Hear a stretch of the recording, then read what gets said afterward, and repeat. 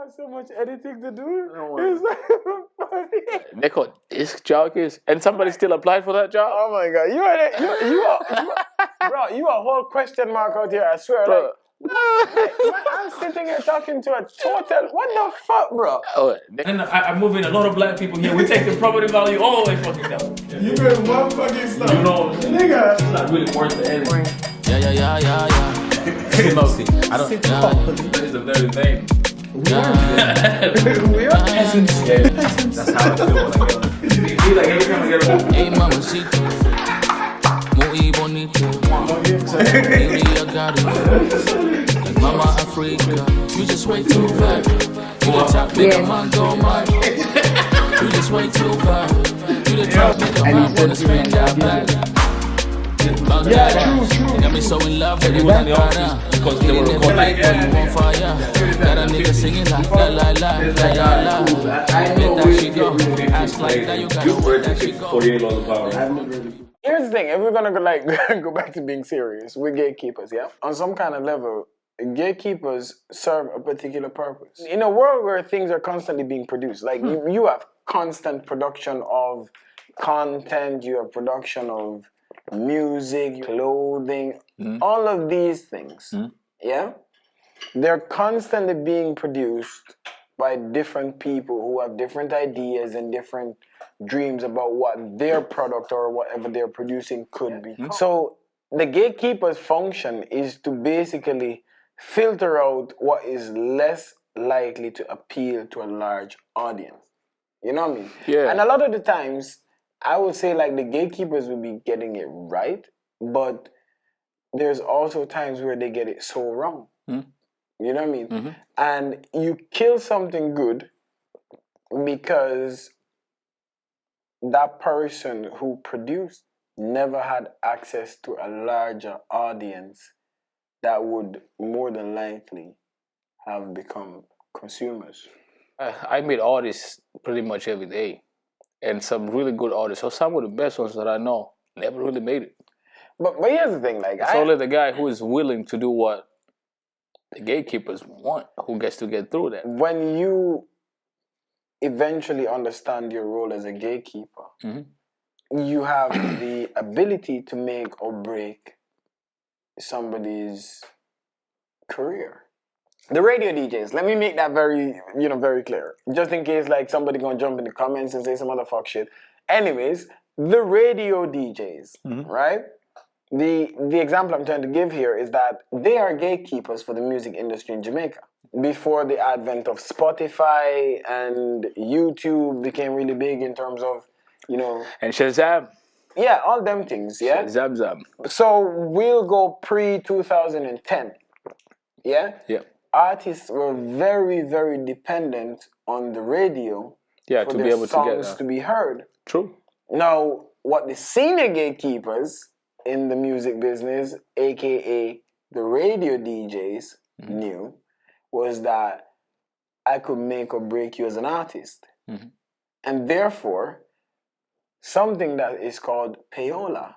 I know about payola. Exactly. And that's why I say it may not just be in Jamaica, but it was a thing. Like eventually the government had to step in, and I think they made legislation for it so it's illegal. In essence, you should not have to pay a DJ to play my song, because then that creates unfair competition. If you have more money than I do, then your song gets more play. You know what I mean? That doesn't mean that your song is the better song. It is, because I got more money. Come on here. Anyways, there were lots of really, really good artists that never really got the chance to become something because of a gatekeeper. Don't you think that's just how the world goes around, bro? It's capitalism. I mean, we still do that now. It's capitalism. It's still a pay-to-play type life still. It's always going to be that to some degree, but here's the problem. Yeah. In today's society, it's not as overt. For example, in Jamaica in the 90s, if you wanted a DJ to play your song, and you turned up with your song on, I don't know, a CD or whatever the fuck not you turned up with, and you listen to my song. Before he even listens to your song, man's stretching the hand, like. Let me see that. You know what I mean? Yeah. And, that kind of situation is probably not as existent or as obvious today. It's not as But prominent. you pay to play in a different kind of way, and it will never go away. What I'm seeing in this is that these big corporations, the Nikes and the Adidas and the Pumas and them guys are the gatekeepers. They decide what happens in within Of that. course. In within that space. Of course. You see what happened to what happened to my guy a few weeks ago. Yeah, we're not even gonna go there. No, but like I'm just saying, you saw what happened to him. So like that was like a clear indication who actually runs the show. I'm always thinking about being innovative. We want to do this and this and this and this and this and this, but there's always that one person that you always got to answer to. You know what I'm saying? Or you grow enough to the level where you can compete with these people. You want to know who you're competing against. So it's good if we put these names out there and we really know what we're aiming for. You were talking about DJs or disc jockeys. That he didn't know nothing about. And then I went into the thought of influencers. Mm-hmm. Can you in some way see them as a gatekeeper too? Influencers are gatekeepers. Low level. Yeah, exactly. This is These guys open actual gates. Influencers is low level. Like I think, like But there's gotta be a hierarchy though. You have different tiers of influencers too. This is the thing, yeah. And so your regular, run-of-the-mill trying to be an influencer or whatever not, out here taking pictures. Picture taking, video snapping, saving fucking pictures that you took from, I don't know, Rome 2017, bro. And you keep it in your drafts and then you post. I wish I was here.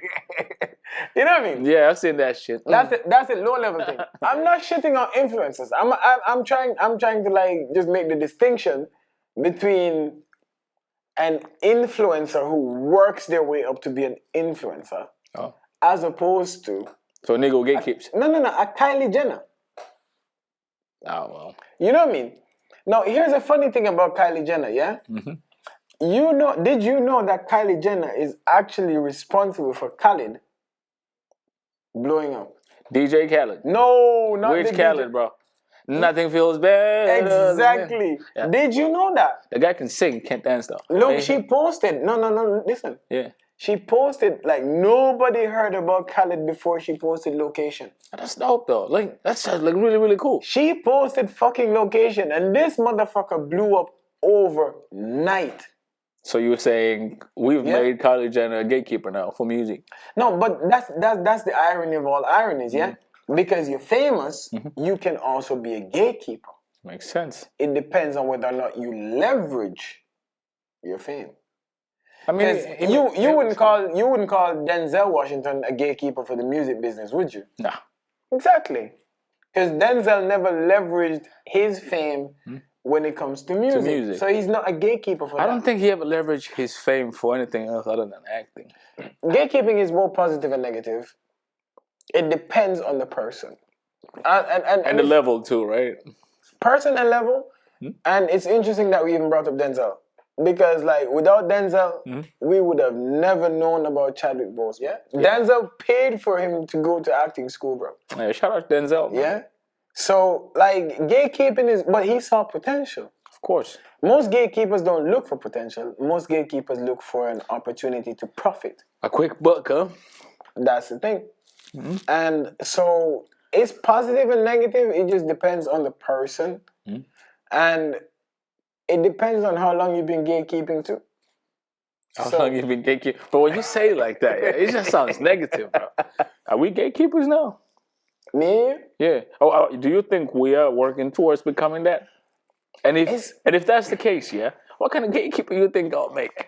Bro, can you tell me what kind of gatekeeper you think I'm going to be, bro? Do I let niggas through so that they can go out there and get money and live off their dreams? Or do you think I'm going to be like, nah, you're not going to become more successful than I am. You stay over there. So to answer your question, personally what I know about you, I don't think you would be that kind of person. And just where Zanze is at right now, for example. And it's not like Zanze is the biggest brand, not even in this country. But still, it's like you're trying to inspire your friends around you, you're trying to pass on knowledge to people who are just starting out in business. And there's not a lot of people that do that. Nah. So I can only imagine and I can only hope as well that should it be that you become a lot bigger in terms of as a businessman?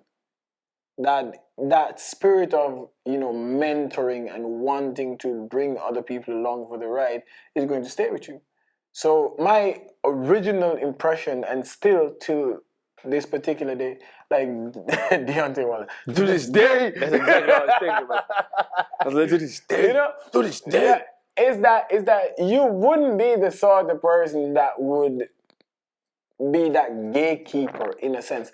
I wouldn't even refer to you as a gatekeeper. I refer to you more as somebody who wants to mentor. A door opener? Exactly. Because I think there's a big difference there. There's a big difference between that's what I enjoy doing, to be honest with you. Yeah, so money is good and everything is all nice and well, but like when I look around me, I see a lot of people who could use this. This is always been with me and this motherfucker, yeah? Like, it doesn't matter the kind of bullshit that we're joking about, yeah? For some reason, eventually, it just comes to a point where we start talking about some profound shit. And it's just like, it just fucking happens. There's so many, there are so many tools, so many analytic tools that you can basically use to target a particular audience. And we will not discuss the morality or the, ethical side of this. But we're just using a service. Exactly. So this is one way of going past gatekeepers, so to speak. But it goes back to what I mentioned earlier, that you have two types of gatekeepers. You have gatekeepers that you pay for a service, and you have gatekeepers who you have an obligation to. Now, Facebook is also a gatekeeper, but this is a nameless, faceless, uncaring machine. And you just pay for a fucking service, and you get that service served up to you. This is what you paid for. This is what you're going to do. All right, cool. Yeah, I think our new culture is really breaking down the barriers and making it easy for entrepreneurs, artists, and everybody of that nature to be able to get out there and reach their fans. Gatekeepers are not as relevant as they used to be back in the 90s and the human gatekeepers. I think we need to make that distinction as well. Yeah, let's make that one. But it really depends with what. It really depends with what section or what sector that you exist in. For example, if you're talking about music, music is still very much is predominantly still ran by big companies. I'm talking about record labels. I'm talking about Spotify, iTunes, and all kind of guys. But I know of artists. So, for example, say La Russell from LA, who has been able to do. You showed me that. Yeah. That was mad, who has been able to do absolutely everything that himself. Was mad. I was like, I couldn't believe. I've never heard of this. And that's why I sent you there, because I wanted you to see that it was possible to do this thing yourself. You don't need a fucking gatekeeper for this. Lorenzo, he's an artist from LA. This guy has been able to monetize his music and his art and be able to make like a really, really good living without the backing of a major label. He don't have music on Spotify, do he? He got some music on Spotify. No. Well, yeah, he does now. But here's the thing about it. He has found the way to monetize his music. He makes all the money from his shows. He makes all the money from his merch. He makes all the money from his tours. And he's done this from the comfort of his own house. This guy has he has like yard sessions, man, where he come out. He has a formula. He has a formula that works. And for any artist out there, that's the guy that you should be looking up to, so that you can curate or you can model yourself against somebody who is doing it and doing it really well. But that is applicable to almost any business. Pretty much any business. But if you are an artist who's struggling, bro, and you've tried the gatekeepers and they're not giving you any play, I think this could work out for you. All right, guys. Say what now. Thank you for listening to us today. I hope you learned something. And till next time.